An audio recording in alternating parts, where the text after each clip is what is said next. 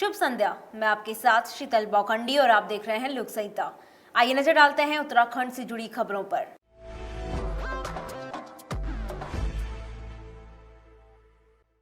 जिस प्रकार पूरे देश में किसान सड़क पर आकर प्रदर्शन कर रहे हैं, उसी प्रकार कांग्रेस भी किसानों के समर्थन में पूरे देश में कृषि बिल का विरोध कर रही है।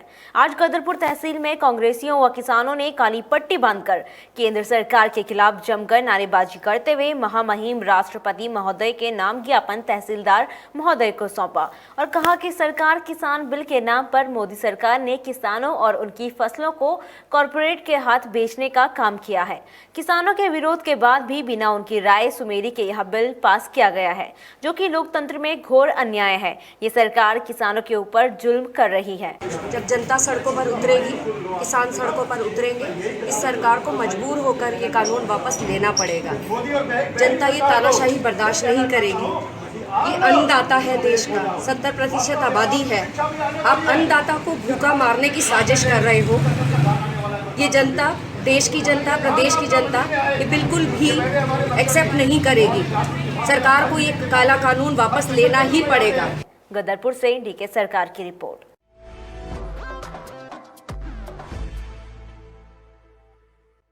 शक्ति फार्म पुलिस ने 2 दिन पूर्व चोरी किया गया सिलेंडर बरामद कर लिया है। पुलिस ने 3 चोरों को गिरफ्तार किया है।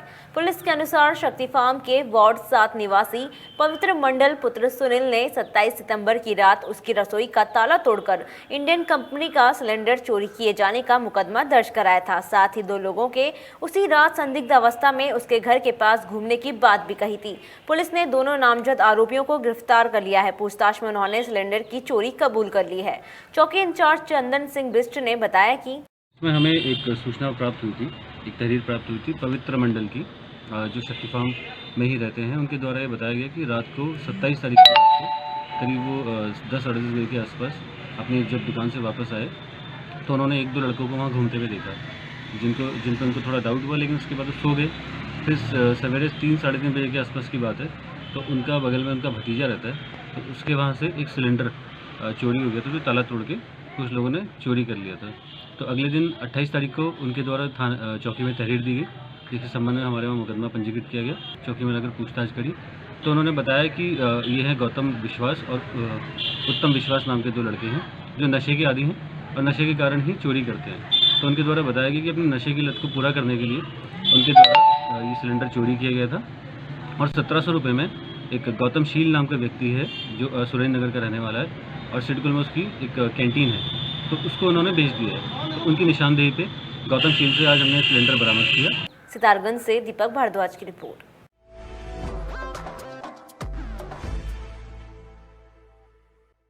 नानकमता मंडी परिसर में इलाके के किसान अपने अपने ट्रैक्टर ट्रॉली से पहुंचे और अपने साथ इलाके के तमाम किसानों को भी ले आए और मंडी परिसर में मीटिंग कर कहा कि यदि सरकार हमारी मांगे नहीं मानती है तो हम किसान भी सरकार के सामने नहीं झुकेंगे। इस समय देश के अन्नदाता पर संकट, एमएसपी को लेकर खतरा मंडरा रहा है। उधर सरकार के रवैये का भी कुछ पता नहीं चल पा रहा है, आखिर सरकार चाहती क्या है।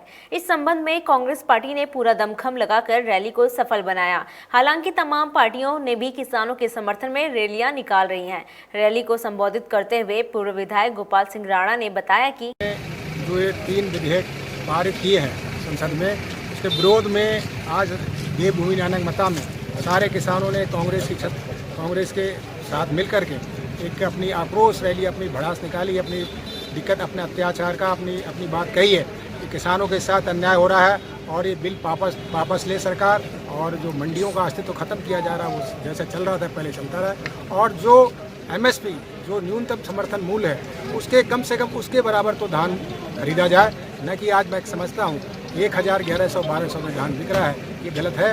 और न्यूनतम समर्थन मूल्य जो है उसके अनुरूप धान की खरीद हो। सितारगंज से दीपक भारद्वाज की रिपोर्ट।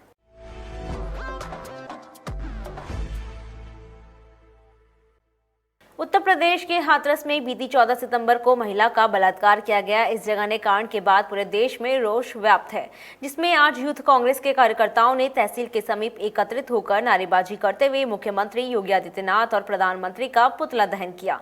इस मौके पर कांग्रेस कार्यकर्ताओं ने मोदी सरकार और उत्तर प्रदेश की योगी सरकार पर आरोप लगाते हुए कहा कि भाजपा के राज में लगातार महिलाओं पर अत्याचार बढ़ रहा है। उत्तर प्रदेश में बलात्कार की घटनाओं में इजाफा हुआ है, जिसे रोकने में योगी सरकार पूरी तरह विफल हुई है। मुख्यमंत्री योगी को माता बहनों से माफी मांगते हुए तत्काल अपने पद से इस्तीफा देना चाहिए। कोटद्वार से सुधांशु थपलियाल की रिपोर्ट। बने रहे हमारे साथ, देखते रहे लोक संहिता। नमस्कार।